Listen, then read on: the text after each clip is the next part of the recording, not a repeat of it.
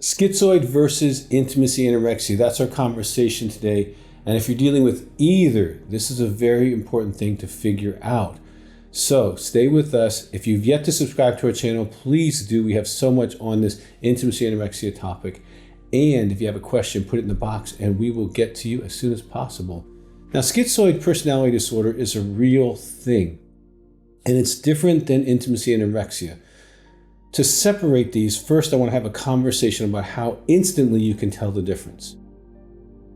In intimacy anorexia, the characteristics will be almost exclusively inside the marriage relationship. The husband and wife will be the one that's avoided, disconnected from, blamed, etc. In schizoid personality disorder, it's global. Nobody gets to know them. They are aloof and alone with everyone. So that's one of the big ways that you can tell the difference, because an intimacy anorexic will have friends and confidence and be able to engage in relationships, but the marriage relationship, they'll push you away, pull away, and do that kind of thing. So let me walk through the characteristics of each so that you can kind of figure out what's going on. In intimacy anorexia, they're too busy for the spouse. They blame the spouse for the relationship issues. They withhold love from the spouse, but they can give it to their kids or other people. They withhold praise from the spouse. They withhold spiritually from the spouse. They withhold sexually either by being disconnected during sex or by avoiding sex or making the frequency very stretched out or making sex negative experience for the spouse. They're unwilling or unable to share their feelings. And oftentimes they have ongoing or ungrounded criticism. Sometimes they control around money, but generally speaking, if you're married to an intimacy anorexic, you feel married and alone. And sometimes you look at the way they relate to other people and you go, wow, why can't they be that way with me? Now that's a big difference between an intimacy anorexic and a schizoid. Now schizoid, you might have kind of the same experience as living with an intimacy anorexic, but everyone's having that experience. Whereas with an intimacy anorexic alone, you're the only one having that experience and everyone else would think you're crazy because your husband or wife is such a wonderful person to everyone else.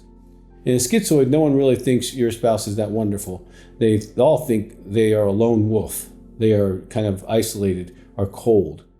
Now, let me go through the characteristics of schizoid personality disorder. And again, this is not a way to diagnose this. It's just to give you some general information.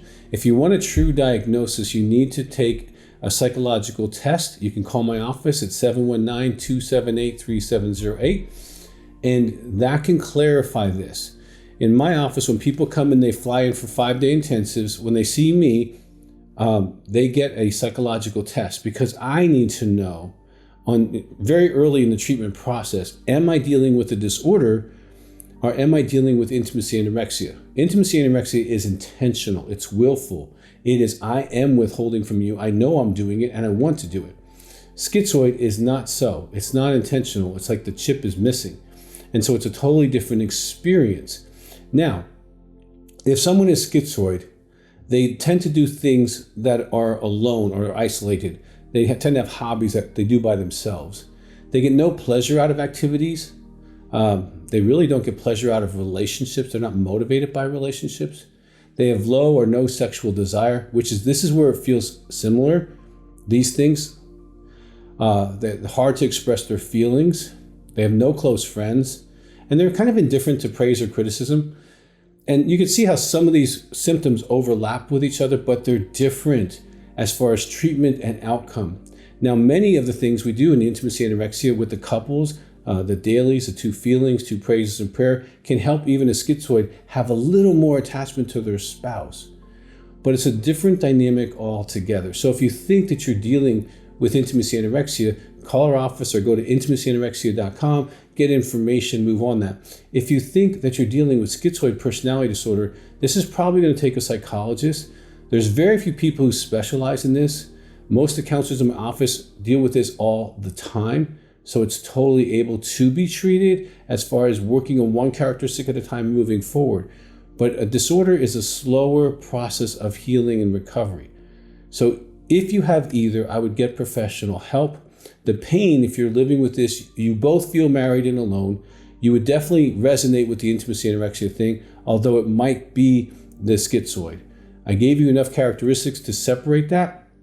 But if you need professional help, call our office, 719-278-3708. And we want to help you get on your path of healing. And if you're married to an intimacy anorexic, definitely check out the Married and Alone material. That can definitely help you. And also the partner betrayal trauma, because if you're living with either of these, you're experiencing trauma. Well, I hope this has been helpful. And again, if we can be of help, give us a call.